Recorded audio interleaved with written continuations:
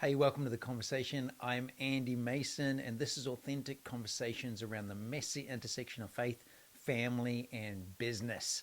And I want to give you a quick summary of some of what we have been experiencing or observing in our travels over the last couple of months. And it's called Low Hope. Now, if you're watching this, you think, oh, yeah, that's not me. Well, here's what I want to do is help you realize, oh, this is affecting us more than we realize. Low hope is a silent killer. It just gradually works away at you until you find yourself shrunk back into sitting in a corner with lower vision, lower momentum, and with wondering what happened. So here's what we're going to do is help you. How do I recognize low hope? But even more importantly, what do I do about it? And here's the great thing. We are not of those who draw back to destruction, but those who believe to the saving of the soul. When the Son of Man comes searching, will he find faith? And faith and hope are focused and found together. So let's just dive right in. Well, here's where we've been. We've been to Zimbabwe. Wonderful. We've been to Cape Town, South Africa, and we've been to Germany. And then in addition to that, we've been across the states. But the international travel is the first time we've really been to a place like those locations in 3 to 4 years. So we got to see a contrast 3 to 4 years ago compared to now. Now, here's what we know about some of these countries. So as a whole, Zimbabwe has been in an interesting leadership regime for pretty much over 40 years. So if you're going to live there, they've worked out that, man, doesn't matter who's in charge, we're going to have to work it out. And they literally have two economies. They've got the economy in their own currency, and they've got a cash economy based in US dollars. It's actually expensive. But we were amazed by the attitude, the can do, that we'll find and make a way, the vision, the focus, those that we're with that have been really taught kingdom principles for the last 40 years. That Celebration Church led by Pastor Tom Dushell in Harare, Zimbabwe. So amazed by that. Then we got to go to Cape Town. Interesting thing in South Africa, if you look at the Global Well-Being Index, the Prosperity Index, Legatum Institute, you'll find that there. It ranks all of the different countries. South Africa as a nation has gone backwards in the last few years on the Global Prosperity Index, where they rank countries compared to one another on things like social well-being, physical well-being, financial well-being, access to education, safety, all of these different things, not just economics. And it's been really sad to watch from a national perspective what's happened with that nation as they've been really struck by or hit by dysfunction at a government level. Real bummer. Well, that's discouraging, especially when you're working hard and then poor decisions are made or corruption is revealed or exposed. Compared to Zimbabwe, hey, we know what's going on. No surprises. And then we've got to go to Germany. And again, very, very different in different places. Germany is a nation, I say a nation full of engineers. They are wonderful in building structures and systems and processes. The challenge is if you do something outside of that, it can be hard work. So what does that look like? In the United States, if you go bankrupt, it's almost like a badge of honor. Get up, get going. I've been bankrupt 6 times and we kept going. It's like that self-made entrepreneurial attitude and approach. Whereas in Germany, if you do that, if you break the rules, if you go outside and color outside the lines, it's like, oh, you can't do that. So there's a whole different attitude. So it's like toe the line, stay and focus, keep doing what you're doing. And so we got to see different people in all of these different places affected by different things. Now, and then obviously across the states, you're seeing everything, depending on whether you're feeding yourself with all the bad things that are going on or feeding yourself with what God is doing around the world. Very, very different mindset. So here's what we see as we observe people that are focused, that are diligent, that are going after what they're called to, they're clear in their vision, and they're not changing or moving from that. We see them making great progress and advancing. And then we see others that have been knocked either, so there's different levels. One is individually. So it could be a health challenge. It could be something physical go on. It could be something in my marriage or my family. That knocks me and I can draw back. Now that could be for a season or could be longer, but that just knocks me. It could be individual. It could be something more corporate, as in a business that's being affected by an economy, by decisions made within or without, or just things going on with a product, delays, deferrals, lack of finance, all sorts of different things. That can affect me. Then there's the national things like we talked about in Zimbabwe, in Africa, in Germany. 3 very different cultures affect the way that people operate. And then there's the international piece where there's things usually way outside of our control or influence, but they can affect us. War that's going on in Israel and Palestine, war in Ukraine, crazy things going on in North Korea and China. I can get stewed up over all of these things, or I can focus on what has God placed in my hand? What am I working with? Am I staying diligent and focused like Nehemiah in the Bible saying, we are doing a great work. I will not come down. I will not be distracted, but I will stay focused because I know what I'm doing is achieving results. And if not, I'm going to be obedient anyway. So what are the signs that we see of low hope or reducing hope? Well, here's some of them. Firstly, that you withdraw, and I call it shelter in place. Become defensive personally, professionally, or organizationally. So more, I've got reasons why things are not working rather than what I am doing. We were just on a call with a businessman looking into next year and concerned, what's my income going to be? All of these things that can go wrong. I know that's normal. But look at what happened this year. Look how far you've come. Look at the fruit and the momentum and the gains. So it's a focus on what is compared to what is not. Someone with low hope tends to focus more on what's not happening rather than what is happening. And then they tend to make excuses or reasons to justify the lack of progress. They tend to be more problem focused rather than solution focused, which leaves them sitting back, drawing back, and feeling more powerless than powerful and moving forward. So number 1 was withdraw and shelter in place. I'd encourage you, just as I read these, don't react to me. Just say, okay, God, where do I recognize this in my life? Because we're going to do something about it. So on a scale of 1 to 10, rate yourself, where 1 is, wow, I've got low hope, and 10 is, man, I'm brimming with hope. Let's go. I can't wait. I don't even have time to listen to this. So number 1 was withdraw and shelter in place. Number 2, reduced confidence. What does that look like? Slower decision making, less clarity, or a quieter voice. I kind of sit back and I'm just talking quieter. Now, it's not just about a volume of my voice, but it's actually the energy with which I'm engaged with in life. I'm reducing back to those that I feel safe with, or I'm actually engaged in moving forward. I'm taking risk. I'm advancing. I have vision. A great one is, how clear is your vision?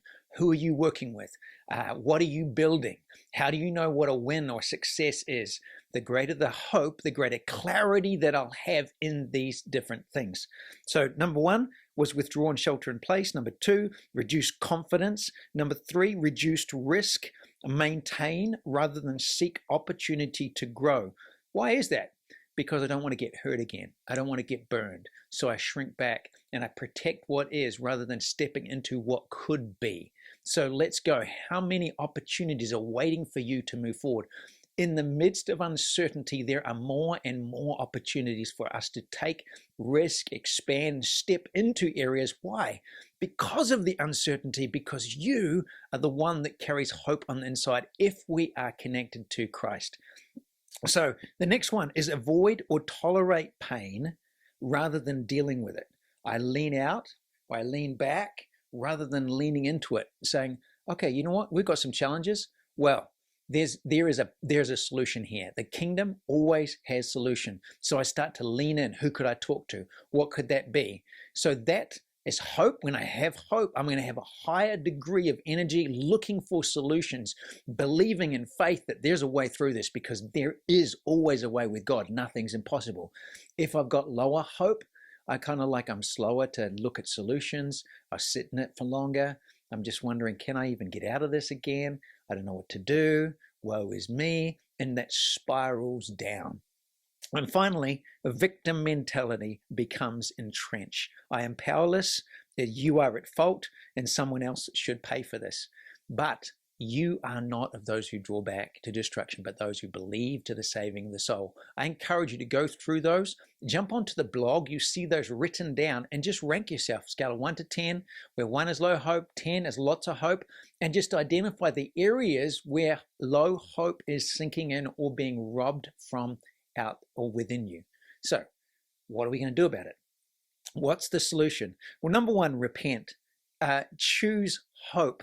I love this. May the God of all hope. God is my source of hope. So the closer and the more connected and intimate to him, I have hope. Now, I'm not talking about hope for when I die.